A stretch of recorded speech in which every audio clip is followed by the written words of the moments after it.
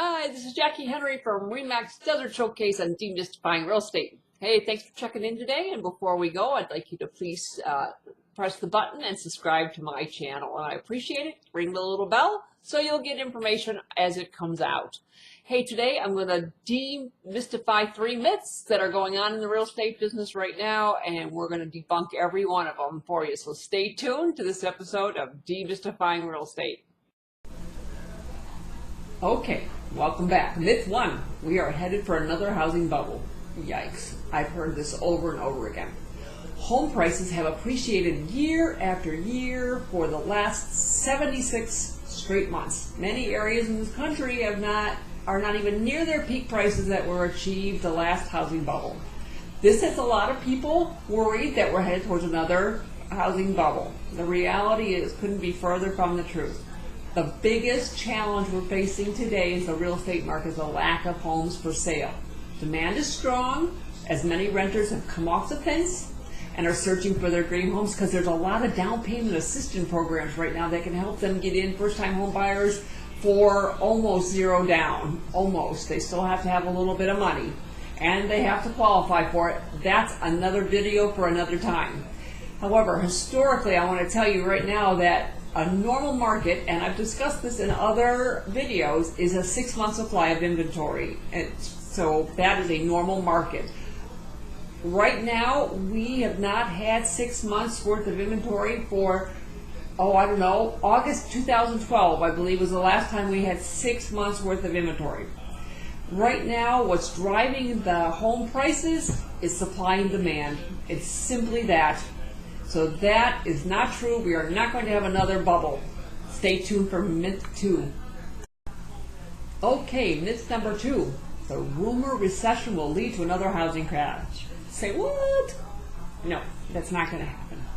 Economists and analysts know that the country has experienced economic growth for almost a decade. And when this happens, they also know a recession is around the corner.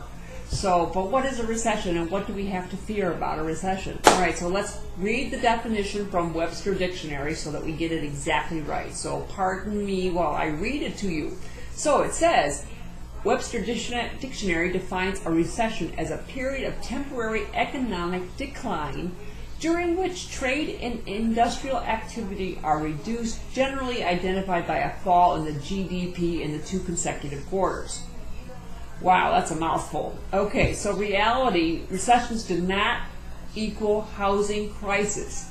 Many people associate these 2 terms with one another because the last time we had a recession, it was caused by the housing crisis. According to the Federal Reserve, over the last 40 years, there's been 6 recessions, and each of the previous recessions, home values have appreciated. So myth number 2 is busted. Let's move on to myth number 3. Okay, thanks for sticking around, because now we're into the big one. Myth number 3. There is an affordability crisis looming. There's not. But okay, let's go through this. It's kind of long, so thanks for hanging in there with me. Rising home prices have many people concerned that the average family will no longer be able to afford a home, the precious part of the American dream, owning a home. Well, there are many different affordability indexes to support different organizations that measure this different data. So for this reason, there's a lot of confusion.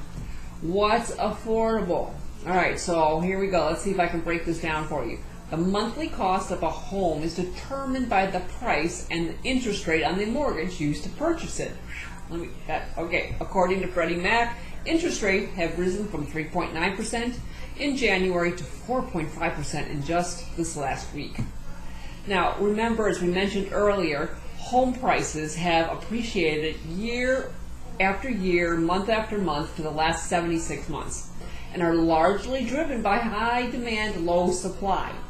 So according to a recent study by Zillow, the percentage of median income to buy a home in today's market is 17.1%, which is well below the mark reached in 1985 through 2000, which was 21%, as well as the mark reached in 2006, which was 25.4% interest.